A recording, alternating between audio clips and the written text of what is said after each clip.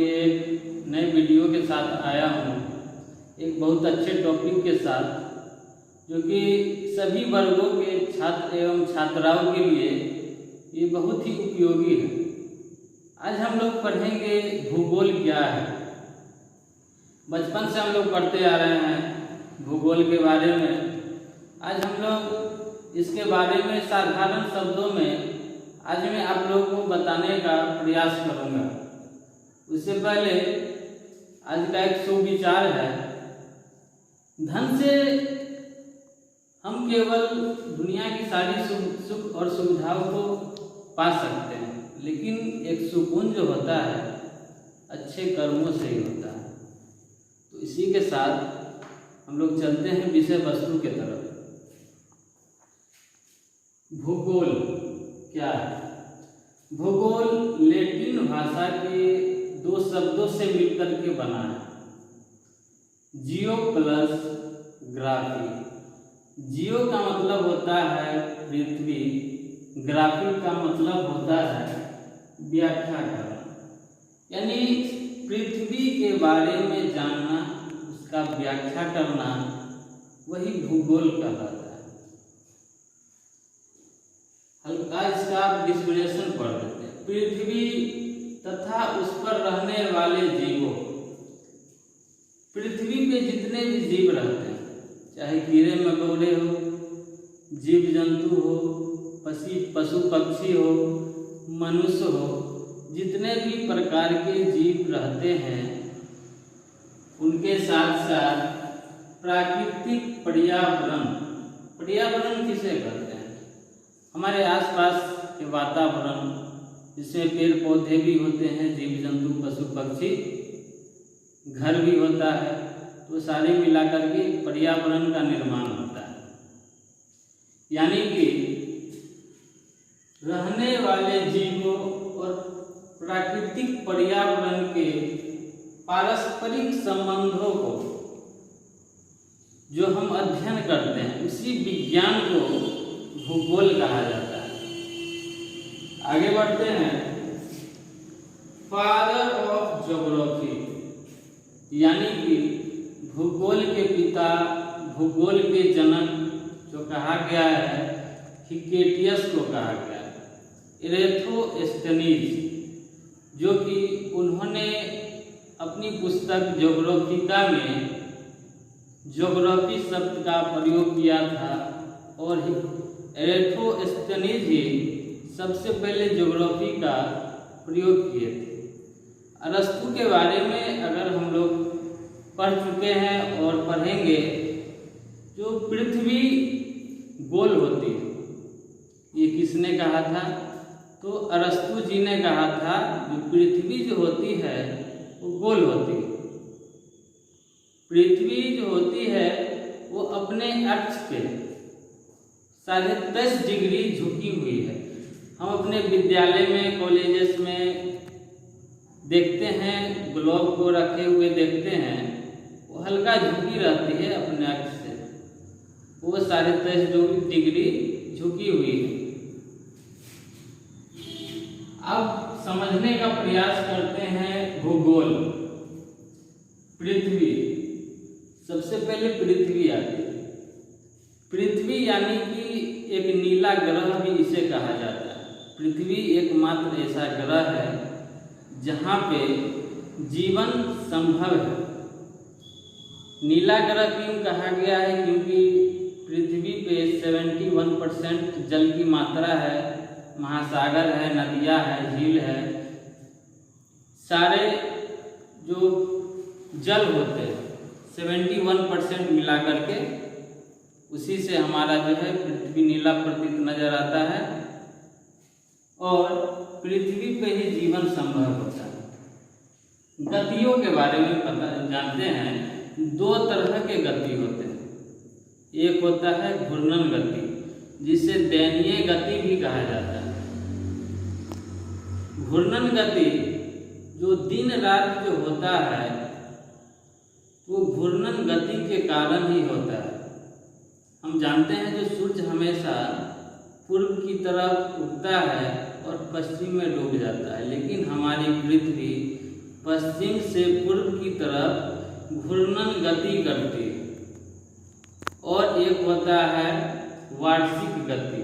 वार्षिक गति के कारण जो ऋतु परिवर्तन होता है, यानी कि 365 दिन 6 घंटे प्रतिवर्ष पृथ्वी जो है वो घूमते हुए सूर्य का चक्कर लगाती है, तो वही इसी को दैनीय गति कहते हैं, क्योंकि 1 साल लग जाती है पूरे चक्कर लगाने में।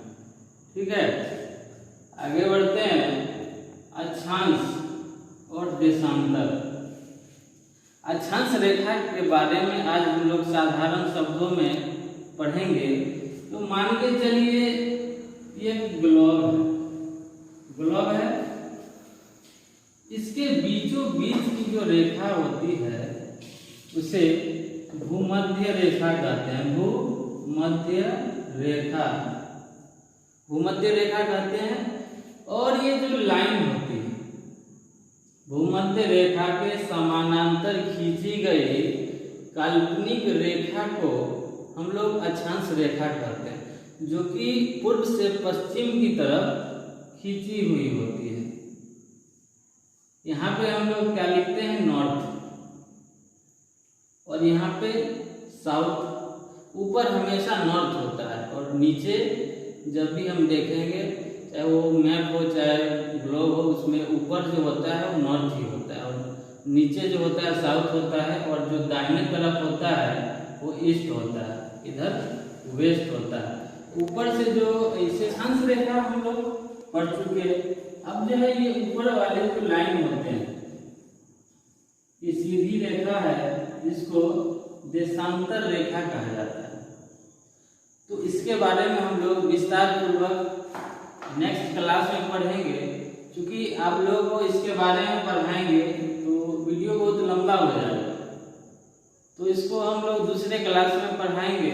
नेक्स्ट चलते हैं ब्रह्मांड। ब्रह्मांड जो होता है ये अनंत होता है। ब्रह्मांड में बहुत सारे तारे होते हैं, आकाशगंगाएं होते हैं, ग्रह होती है, सूर्य होते हैं, चंद्रमा होते हैं, उल्का पिंड होते हैं, यानी बहुत अन्य प्रकार के सभी जो हम लोग आसमान में देखते हैं रात के समय में, सभी सौर मतलब ब्रह्मांड का एक हिस्सा है।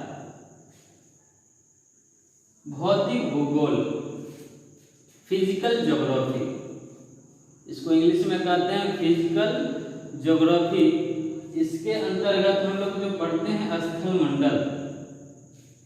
स्थल मंडल यानी जो हम लोग जिस स्थल पे रहते हैं उसके बारे में हम लोग जानकारी प्राप्त करते हैं, और स्थल मंडल भूगोल का पार्ट है, it is part of geography. जलमंडल, जलमंडल में जैसे हमारे जो धरती है इस पे 5 महासागर पाए जाते हैं जलमंडल के अंतर्गत, यानी विशाल होता है, बहुत बड़ा होता है महासागर। जो सबसे बड़ा होता है प्रशांत महासागर, उसके बाद अंटार्कटिक महासागर, हिंद महासागर, अंटार्कटिका महासागर, आर्कटिक महासागर, ये सभी यानी 5 प्रकार के महासागर होते हैं, जलमंडल के अंतर्गत आते हैं। इसके बाद है जैवमंडल। जैव का मतलब होता है यानी जो जीव जंतु भी होते हैं जो जिसमें जान होते हैं, इसको जैव मंडल कहा जाता है। उसका भी अध्ययन हम लोग किस में करेंगे, तो भूगोल में ही करते हैं। वायुमंडल, सबसे पहले जो होता है 20 किलोमीटर ऊंचाई तक जो मंडल होता है उसको क्षोभ मंडल कहा जाता है, जहाँ पे मौसम का जो होता है परिवर्तन होना, यानी मौसम संबंधित जितने भी क्रियाएं होती है वो सारे क्षोभ मंडल में होती है। क्षोभ मंडल से अगर हम लोग ऊपर जाते हैं तो 50 किलोमीटर 20 किलोमीटर से लेकर के 50 किलोमीटर तक के समताप मंडल होता है, जिसमें वायुयान उड़ते हैं। और कहा जाता है जो सूर्य से निकलने वाली जो परावैंगनी किरणें होती है उसकी भी रक्षा समताप मंडल करती है। समताप मंडल के ऊपर जो होता है मध्य मंडल होता है, मध्य मंडल के ऊपर होता है आयन मंडल, आयन मंडल के जो ऊपर होता है वो ब्रह्मंडल होता है। जितने भी सैटेलाइट वगैरह होते हैं जो हम लोग अंतरिक्ष में छोड़ते हैं वो सभी उसी मंडल में जाकर के रुक जाते हैं। वायुमंडल पर चुके। क्षेत्रीय भूगोल, क्षेत्रीय भूगोल में जैसे बिहार की चौहद्दी ले लेते हैं। जैसे बिहार के उत्तर में क्या है, नेपाल है, दक्षिण में झारखंड है और पूरब में पश्चिम बंगाल है और पश्चिम में उत्तर प्रदेश। तो इस तरह की जो होती है क्षेत्रीय भूगोल, वहाँ की जलवायु के बारे में भी जानना, स्थलाकृति के बारे में जानना, ये सभी क्षेत्रीय भूगोल के अंतर्गत आते हैं। वहाँ की मिट्टी के बारे में जानना, जलोढ़ मिट्टी है, काली मिट्टी है, यानी सभी प्रकार की जो मिट्टी होती है वो क्षेत्रीय भूगोल के अंतर्गत आ जाती है। मानव भूगोल, यानी हमारे जो पूर्वज हुआ करते थे आदि मानव, उसका भी अध्ययन हम लोग मानव भूगोल में करते हैं। किस तरह हमारे आदि मानव से धीरे धीरे विकास हुआ और आज हम लोग कंप्यूटर के ज़माने में आ गए। तो आदि मानव भी जो है उसमें धीरे धीरे परिवर्तन होगा। आज हम लोग 4G के ज़माने में आ गए, 4th जनरेशन। नेक्स्ट बढ़ते हैं आर्थिक भूगोल। आर्थिक भूगोल के अंतर्गत यानी जिससे इनकम होता है उसके स्रोत क्या होते हैं। आर्थिक इकोनॉमी ज्योग्राफी, जैसे कृषि हम लोग क्यों करते हैं, ताकि हमारा जो दिनचर्या हो वो व्यतीत हो सके, परिवार को चला सके, यानी कृषि करते हैं। पशुपालन ही हम इसलिए करते हैं ताकि हमें आर्थिक रूप से हम लोग सही हो सके और अपना काम कर सके, घर परिवार चला सके, रोजी रोटी चल सके। परिवहन जो होता है वो सड़कों पे जिससे कोई भी वाहन चलता है, परिवहन सुविधा, जिससे बच्चे विद्यालय जाते हैं। रेल मार्ग, जल मार्ग और रोड मार्ग के द्वारा, ये 3 तरह से, और वायु मार्ग 4 तरह से जो होता है यातायात हो सकता है। उद्योग, जितने भी प्रकार के उद्योग होते हैं, तेल उद्योग, कपड़ा उद्योग, जूट उद्योग, चीनी उद्योग, सभी जो होते हैं वो स्थल पे संभव है, यानी कि आर्थिक भूगोल के अंतर्गत आते हैं, यानी कि भूगोल का एक पार्ट है। तो स्टूडेंट्स, आज हम लोग पढ़े भूगोल क्या है और आशा करते हैं आप लोग समझ पाए होंगे। और इसी तरह हम आप लोगों के लिए अच्छे अच्छे वीडियो लाते रहेंगे। और हमारे इस चैनल को आप लोग अगर सब्सक्राइब नहीं किए हुए हैं तो हमारे इस चैनल को सब्सक्राइब करें, ताकि मेरा मोटिवेशन बना रहे, मनोबल बना रहे और मैं आप लोगों के लिए अच्छे अच्छे वीडियो लाते रहूं। और मेरे इस चैनल को लाइक करें और हो सके तो अपने दोस्तों को, मित्रों को, बंधुओं को शेयर करें। इसी के साथ मैं अपनी वाणी को विराम देता हूँ। जय हिंद, जय भारत।